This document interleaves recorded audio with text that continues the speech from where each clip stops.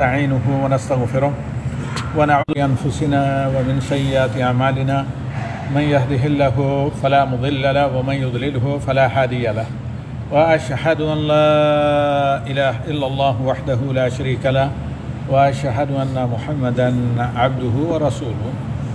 موقع محل کی نزاکت کو مد نظر رکھتے ہوئے تو حال و احوال کا لحاظ کرتے ہوئے ہم سیدھے خطبے کی طرف چلتے ہیں بلا کسی تمہید کے اور زیادہ وقت نہ لیتے ہوئے۔ جی پہلا سوال حسب معمول کئی ایک آیات قرآن کی پڑھی گئی خطبے کے دوران، خطبے کا آغاز کس سے ہوا؟ کیونکہ شروع سے ایک ٹاپک سے پہلا خطبہ چلا اور دوسرے خطبے میں سابقہ گزشتے سے پیوستہ جو خطبہ تھا اسی کا خلاصہ ریپیٹ کیا گیا، لیکن سوال بر وقت یہ ہے کہ خطبے کا آغاز کہاں سے ہوا؟ جی خطبے کا آغاز ہوا کہ اللہ تعالیٰ نے تمام اپنے بندوں پر، وہ انبیاء اور صالحین کیوں نہ ہو یا کسی قسم کے، حتیٰ کہ اللہ پر ایمان لانے والے نہ لوگ، سب پر جہاں توحید کو فرض کیا ہے، اتباع رسول کو فرض کیا ہے، تو یہ پہلے دو فرض ہیں، یعنی لا الہ الا اللہ محمد رسول اللہ جان کر مان کر سمجھ کر پڑھنا۔ ظاہر بات ہے جب یہ پڑھیں تو ان کے کچھ تقاضے بھی ہیں، کچھ اپلیکیشنس ہیں، وہ کہیں نیٹ کے اپلیکیشن نہ سمجھیں، یعنی کچھ ریکوائرمنٹ اور کچھ تقاضا ہے شہادتین کا۔ موٹی موٹی بات، لا الہ الا اللہ پڑھنے کا پہلا تقاضا ہے کہ کسی قسم کے شرک اللہ کی عبادت میں کسی اور کو نہ شریک نہ بنایا جائے اور عبادت صرف اللہ کا حق مان کر ادا کی جائے، تو لا الہ الا اللہ کے منافی شرک ہے۔ اور محمد رسول اللہ کا مطلب یہ ہے کہ تمام ان عبادات میں اتباع رسول کریں اور انوینشن، اپنی طرف سے اضافات، کمی، من مانی یہ کام نہ کریں، کیونکہ یہ شہادتین کے دوسرے حصے اشہد ان محمد رسول اللہ یا محمد رسول اللہ جو ہم پڑھتے ہیں اس کے منافی ہیں۔ یہ تو اولین فرض ہیں، لیکن کتنا بھی ہم آپ کوئی بھی حتیٰ کہ عہد نبوی سے کتنی بھی کوشش کی جائے کہ ان دونوں کے تقاضے پر 100% کوئی اترا تو یہ امپاسبل ہے، انسان نسیان کا شکار ہے۔ اس لیے نبی صلی اللہ علیہ وسلم جن کے بارے میں اللہ تعالیٰ نے کہا لقد کان لکم اسوۃ فی رسول اللہ، کہ نبی صلی اللہ علیہ وسلم بہترین قدوہ ہیں۔ کوئی بھی فرض ایسا دیکھیں، کوئی بھی فرض، وہ نماز ہو، زکوٰۃ ہو، روزہ ہو، حتیٰ کہ حج ہو، دیگر فرائض ہوں، ہر فرض کے بعد نبی صلی اللہ علیہ وسلم کو آپ پائیں گے استغفار کرتے، اللہ سے معافی مانگتے کہ اے بار الہ تیرے جو ہمارے اوپر فرائض ہیں کتنی بھی ہم کوشش کر لیں، جی ہم جیسے اللہ کی عبودیت کا حق ہے ویسے نہیں کر سکے، اور جیسے اللہ کی معرفت کا حق ہے ویسی ویسے ہم اللہ کے حق کو پہچان نہیں سکتے۔ تو لہذا جتنی تیری توفیق سے بار الہ ہو سکا، جیسے ابھی حضرت شعیب کے خطبے کا ذکر دوران خطبہ کیا گیا، وما توفیق الا باللہ علیہ توکلت والیہ انیب، کہ کتنا بھی کچھ کر لیں، جتنے تو نے توفیق دی ہم نے بحیثیت انسان مقصر کوتا ہونے کے کیا، لیکن جہاں کوتاہی ہے تو بہتر جانتا ہے، ہم اس پر استغفار کرتے ہیں، اے اللہ تجھ سے معافی مانگتے ہیں۔ ٹھیک، اب آئیے کہ خطبہ جمعہ شروع کہاں سے کیا گیا تھا؟ اللہ کے فرمان یا ایھا الذین آمنوا توبوا الی اللہ جی توبۃ نصوحا، یہ بڑی طویل آیت ہے، تو اسی سے ہم آغاز کرتے ہیں، پھر آگے خطبے کو جس طریقے سے آپ نے سنا اسی اعتبار سے لے کر چلتے ہیں۔ یہ ہے جو ہے سورہ کس کی؟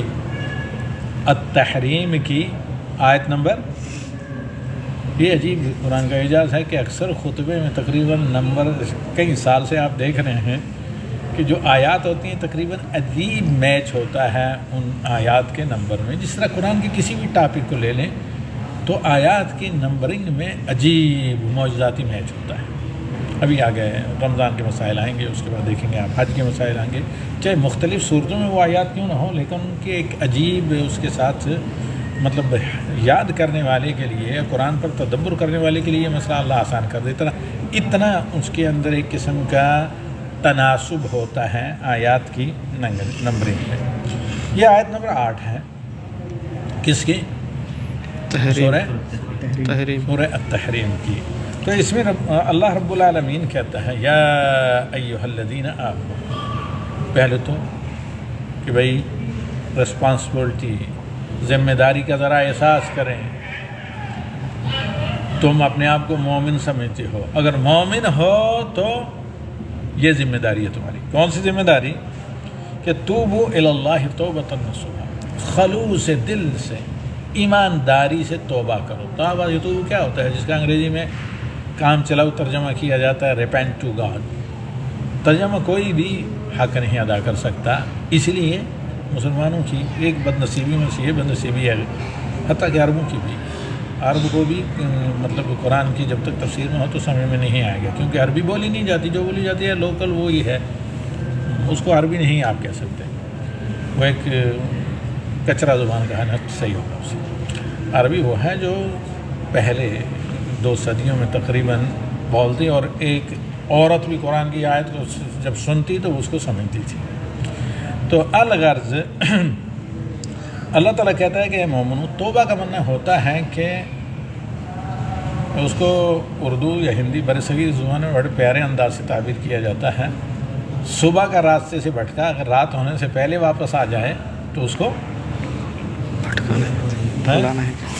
بھٹکا نہیں کہا جاتا، اسی کو عربی میں کہا جاتا ہے، بلکہ اثر ہے لا ذنب مع الاستغفار ولا کیا استغفار یا ولا توبۃ مع الاصرار۔ ایک عام جملہ ہے عربی کا بڑا پیارا، کہتے ہیں کہ کتنے بھی گناہ آسمان سے چھونے کیوں نہ لگ جائیں، اگر آپ نے استغفار کیا تو گناہ رہے نہیں، لیکن آپ جان بوجھ کر کرتے بھی رہیں اور پھر استغفار بھی کریں تو یہ اصرار، ایک آدمی غلط راستے پہ چل رہا ہے، پٹری پر واپس نہیں آ رہا ہے تو پھر اس کو توبہ نہیں کہتے۔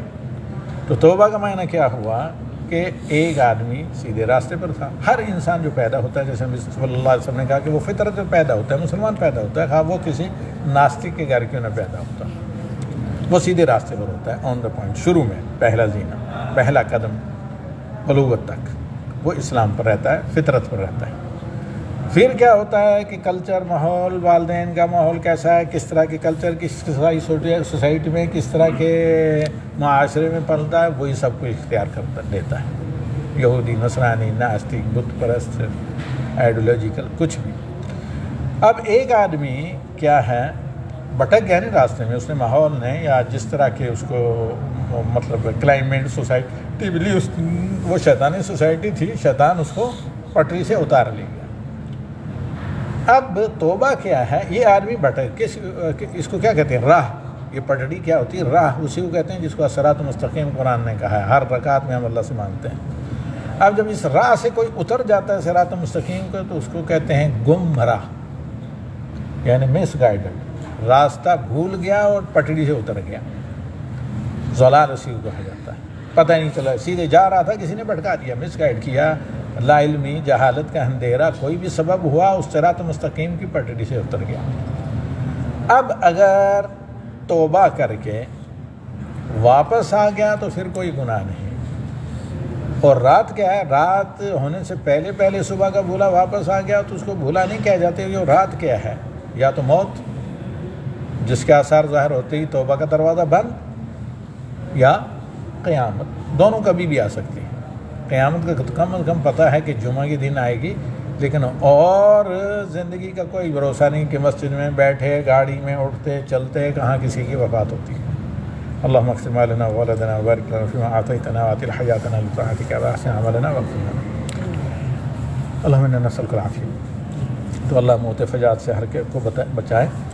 تو مسئلہ یہ کہ موت جوں ادھر آثار ظاہر ہوئے ادھر توبہ کا دروازہ بند، تو اس کا تو کوئی پتہ نہیں، رات کا پھر پتہ ہے اتنے گھنٹوں کے بعد آئے گی بھائی، لیکن اس موت کا کوئی عطا پتہ نہیں، تو اس وجہ سے توبہ میں تاخیر نہ کی جائے۔ انسان ہے، پھر بولتا ہے، پھر گناہ ہوں گے، لیکن 100 بار توبہ ٹوٹے پھر بھی توبہ کریں۔ توبہ کا مطلب یہ ہوتا ہے کہ جس غلط راستے پر، گمراہی پر جا رہے ہیں، اس کو چھوڑ کر آدمی ریٹرن بیک، تو واپس اپنے راستے پر کسی کی یاد دلانے کی وجہ سے، تھوڑا آگے جا کر یاد آنے کی وجہ سے، شعور ذمہ داری، احساس زیاں، اگر احساس زیاں بھی چلا جاتا ہے تو پھر وہ شیطان کی طرف سے دل پر سیاہی کی مہر لگ جاتی ہے، پھر اس دل کو کوئی اچھی بات اچھی نہیں لگتی، کیونکہ وہ شیطان کا مرید ہو جاتا ہے۔ تو خیر، اسی لیے اللہ تعالیٰ نے فرض کیا ہے یہ کیا؟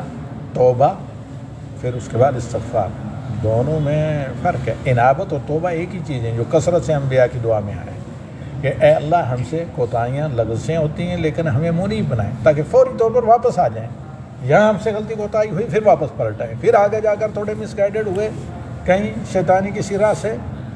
انبیاء کو شیطان سے اللہ نے محفوظ رکھا ہے، لیکن پھر بھی شیطان کوشش کر رہا ہے، تھوڑی مس گائیڈڈ ہوئی، پھر جو ہے عام ہم لوگوں کے لیے پھر واپس آئیں، کیونکہ راستہ آپ کو پتہ ہے کہاں سے چل رہا تھا، کدھر جا رہا ہے، کیونکہ آپ دائیں بائیں شیطانی راہ پر نکل گئے ہیں۔ تو اب یہاں اللہ تعالیٰ کہتا ہے آیت نمبر 8 سورہ التحریم میں، یا ایھا الذین آمنوا توبوا الی اللہ توبۃ نصوحا، اے مومنو خلوص دل سے توبہ کرو۔ خلوص دل سے توبہ کیا ہوتی ہے؟ یہ نہیں بھئی ابھی جوانی ہے، جیسے ایک بدماش کوئی کسی مسلم ملک میں کہہ رہا تھا، آخر نبی صلی اللہ علیہ وسلم تو 40 سال کے بعد نبی بنے، تب تک تو انہوں نے نماز نہیں پڑھی، تو ہم بھی اتنی عمر تک نہیں پڑھ سکتے۔ فلیعذ اللہ، تو یہ ہوتی ہیں کیا؟ شیطانی تھنکنگ، شیطانی راہیں جن سے بد کر، یہ گمراہی ہوتی ہے۔ تو یہاں اللہ تعالیٰ کہتا ہے کہ یا ایھا الذین آمنوا توبوا الی اللہ توبۃ نصوحا، جب آپ خلوص دل سے توبہ کریں گے، اور شیطان یہاں نا آپ کو بکائے نہیں، پھر آپ ایسے ہیں، آپ تو فلاں کام کے بغیر جی نہیں سکتے، آپ سود کے بغیر جی نہیں سکتے، آپ فلاں غلط روی کے بغیر فلاں چیزوں کے بعد جی نہیں سکتے، یہ سب شیطانی کیا ہے؟ وہ جس کو کہتے ہیں آپ لوگ علاقائی زبان میں بولی بچن کے کیا، اللہ عالم، المہم یہ شیطانی وہ ہیں کیا؟ ڈوریں۔ تو ان پر نہ جائیں، 1000 دفعہ آپ کی توبہ ٹوٹے، پھر اللہ رحمٰن الرحیم ہے، آپ توبہ کیجیے صدق کے دل سے۔ تو توبۃ نصوحا، خالص دل کی جب آپ توبہ کریں اس وقت آپ کا دل صاف ہو، یعنی پورا یہ ارادہ ہو کہ میں غلط راستے پر تھا، اس کی دعا ہے، اس کے دلیل کثرت سے اللہ سے صبح شام ہر فرض کے بعد، حتیٰ کہ سجود میں استغفار، اے اللہ جو ہو چکا اس پر مجھے معاف کر دیں۔ تو آگے اللہ تعالیٰ کہتا ہے کہ عسیٰ ربکم ان یکفر عنکم، کیونکہ اللہ کے علاوہ کوئی دلوں کو نہیں جانتا کہ کس طرح کی توبہ ہے اور کس طرح کا استغفار ہے، اور کس انسانی مجبوری کے تحت آ کر کوتاہی ہوئی ہے۔ تو اسی لیے اللہ تعالیٰ کہتا ہے کہ عسیٰ ربکم ان یکفر عنکم سیئاتکم، یہ اللہ کے فضل سے امید رکھیں کہ ہاں توبہ کرو گے تو پھر تمہاری نیتوں کے اعتبار سے اللہ تعالیٰ تمہارے گناہوں کو کیا کر دے گا؟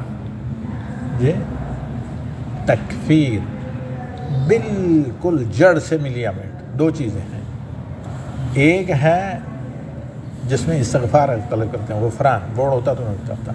غفران میں یہ ہوتا ہے کہ گناہ تو آپ کے موجود ہیں، آپ کو احساس بھی ہے، لیکن اللہ ان پر پردہ ڈال دیتا ہے۔ اور عفو جو ہے اور تکفیر جو ہے، عفو جو ہے اس کو سرے سے مٹا دے گا، اور تکفیر یہ ہے کہ اس غلطیوں کو، سیئات کو حسنات میں کنورٹ کر دیں۔ تو یہاں اللہ تعالیٰ کہتا ہے کہ اگر تم واقعی صحیح معنی میں توبہ کرو گے تو اللہ سے یہ امید تم کر سکتے ہو کہ وہ تمہاری برائیوں کو اچھائیوں میں کنورٹ کر دے گا، بدل دے گا۔ اور یہی تو میرے پاس ٹائم نہیں، ورنہ میں ہر پوائنٹ پر قرآن آیت لاتا کہ ہاں اس کو قرآن میں فلاں جگہ اس معنی میں استعمال کیا گیا ہے، ورنہ میرے درس تفسیر جو ہے وہ سنا کریں یوٹیوب پر۔ اس کے بعد وَيُدْخِلُكُمْ جَنَّاتٍ تَجْرِي مِن تَحْتِهَا الْأَنْهَارُ، پھر اللہ تمہیں جنتوں میں لے جائے گا، سب سے بڑی کامیابی، ذَلِكَ الْفَوْزُ الْعَظِيمُ، خود اللہ نے کہا ہے کہ اتنی بھی بڑی کامیابی دنیا میں آپ لے لیں وہ جنت کے مقابلے میں 0 ہے، کچھ نہیں۔ تو پھر اللہ تعالیٰ تمہیں جنتوں میں داخل کرے گا جس میں جن باغات میں نہریں رواں دواں ہیں، لا یخزی اللہ النبی والذین آمنوا، یعنی لوگوں کے سامنے ان لوگوں کو قیامت میں رسوا نہیں کیا جائے گا، کیونکہ ان کی برائیاں توبے کی وجہ سے اچھائیوں میں بدل گئی۔ اور پھر نہ انبیاء کو نہ ان پر ایمان لانے والوں کو. نورہم یسعی بین ایدیہم و بایمانہم یقولون ربنا اتمم لنا نورنا، کیونکہ وہاں گھبراہٹ کا عالم ہوگا پل صراط کی طرف جانے والا جو محشر سے کفار اور منافقین اندھیرے ہی اندھیرے میں، اور ایک مومن ہے طائب ہو کر اللہ کے راستے پر آنے والا، اس کے سامنے نور ہی نور ہے، روشنی ہے. جو صحیح بخاری کی آیت ہے سورہ الکہف کی شروع کی 10 آیات یا آخر کی پڑھنے والے کبھی بھی پڑھیں، اس کے ساتھ جمعہ خاص نہیں، کبھی بھی پڑھیں پورے رات دن ہفتے میں سوتے جاگتے تو قیامت کے دن نور ہوگا. تو وہ نور کیا ہے؟ سامنے دوڑ رہا ہوگا. گھبراہٹ کا یہ عالم ہوگا کہ دوسروں کا برا حال دیکھ کر یہ مومن کہے گا اے رب العالمین کہیں مجھ سے چھین نہ لینا، یہ شمع کہیں گل نہ کر دینا. کیا؟ کیونکہ پھر ہم بھی کہیں نہ گر جائیں دھڑام سے پل صراط کے اوپر سے نیچے. تو پھر کہیں گے یقولون، اہل ایمان کہیں گے ربنا اتمم لنا نورنا، اے بار الہ گھر پہنچنے تک، یعنی جنت کے دروازے پر پہنچنے تک کہیں گے مکمل رہے، منزل مقصود تک ہمارا ساتھ دے یہ نور، وہی جو دنیا میں توبہ کی، استغفار کی، اور واغفر لنا، اے اللہ رسوا نہ کریں، پردہ، ہمیں پتہ ہے بہت گناہ ہم نے کیے ہیں، بہت غلطیاں ہوئی ہیں، تو واغفر لنا، اے بار الہ ان کو اپنی رحمت کے سائے میں، پردے میں دبائے چھپائے رکھنا، کہ تجھے تو پتہ ہے تو رحمان الرحیم ہے، لیکن کسی اور کو پتہ نہ چلے.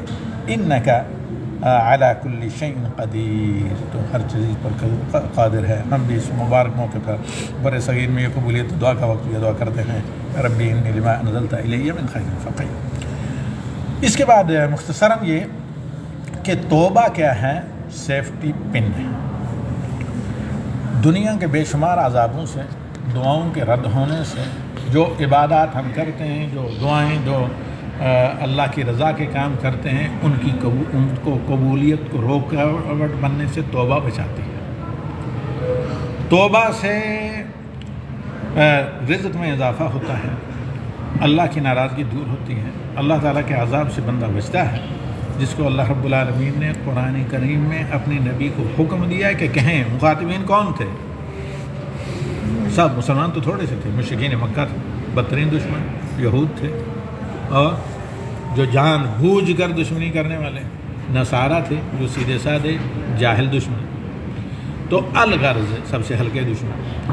اب کیا اللہ تعالیٰ نے کہا قل انی استغفروا ربکم، اے نبی آپ میرا پیغام پہنچا دیں، اگر تم استغفار کرو گے یعنی بخشش مانگو گے اپنے رب سے کہ ہمارے گناہوں پر اے اللہ پردہ ڈال دے، استغفروا ربکم انہ کان غفارا، یاد رکھو تمہاری سوچ سے بھی زیادہ اللہ معاف کرنے والا ہے.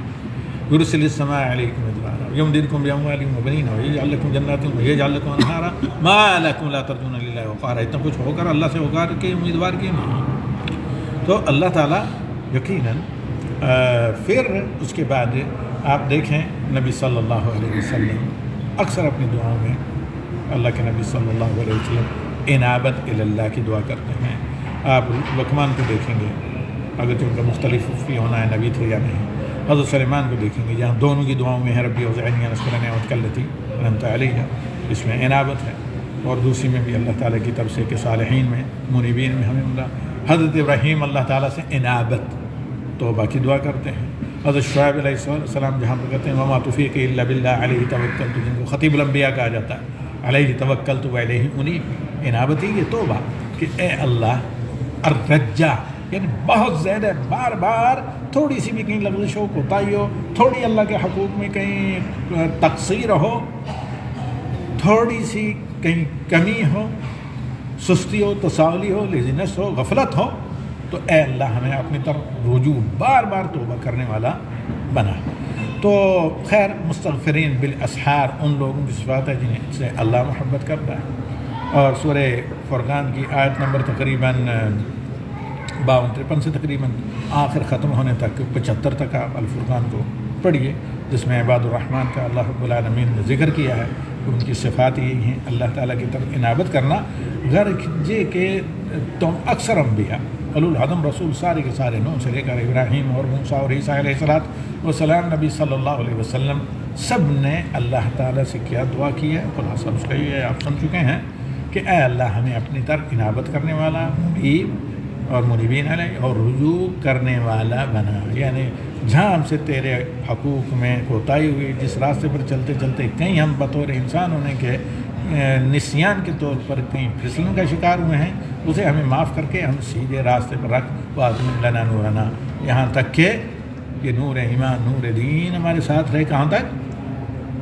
تیری رحمت سے جنت میں داخل ہونے تک اور جہنم سے بچنے تک۔ چونکہ رمضان آ رہا ہے اور رمضان سے پہلے سب سے زیادہ جس چیز کی ضرورت ہے تاکہ رمضان جیسی عظیم عبادت بہت اجر ملے، قبول ہو، صیام و قیام، اس سے پہلے انابت اللہ سے سابقہ گناہ جو ہیں وہ جھڑ جاتے ہیں۔ توبہ سے گناہ ایسے جھڑتے ہیں جیسے موسم خزاں میں، پتجھڑ موسم میں معمولی حرکت سے درختوں کے پتے۔ تو لہذا ماہ شعبان میں توبہ یہی نہیں کہ زبان سے کریں، بلکہ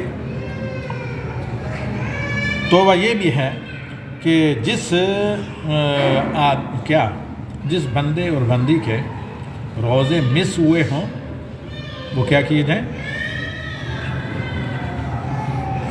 کسی بھی اعتبار سے رمضان کے آنے سے پہلے پورے کیے جائیں، اس طرح جو بھی چیزیں ہوں، اور حتیٰ کہ کسی میت کے روزے بھی مس ہوں وہ پورا کیا جائے، اور اللہ رب العالمین سے مکمل طور پر توبہ کی جائے، استغفار کی جائے۔ ان اللہ یہاں آڈیو مس ہوگی، اللہ کرے کہ وہاں صحیح ریکارڈنگ ہوئی۔ خیر، یہ جو آیت نمبر سورہ تحریم کی 8 نمبر گزری ہے، جس طرح میں نے اس کی شرح کی ہے، اس کو سیو کر کے رکھیں اور لوگوں تک بھی پہنچائیں۔ تو یہ مہینہ کیا ہے؟ انابت اللہ کا ہے، مطلب رمضان کی آمد سے پہلے اللہ کی طرف رجوع کریں، کیونکہ اللہ کے نبی صلی اللہ علیہ وسلم سے جو ثابت ہیں، یعنی قبولیت کی حد تک 2 روایت، ان میں کیا ہے؟ پہلی میں کہ اللہ کے نبی صلی اللہ علیہ وسلم نے فرمایا کہ اس مہینے میں کثرت سے میں روزہ رکھتا ہوں، کیوں؟ کہ اس مہینے میں سال بھر کے اعمال اللہ تعالیٰ کے پیش ہوتے ہیں تاکہ میرے اعمال روزے کی حالت میں پیش ہوں۔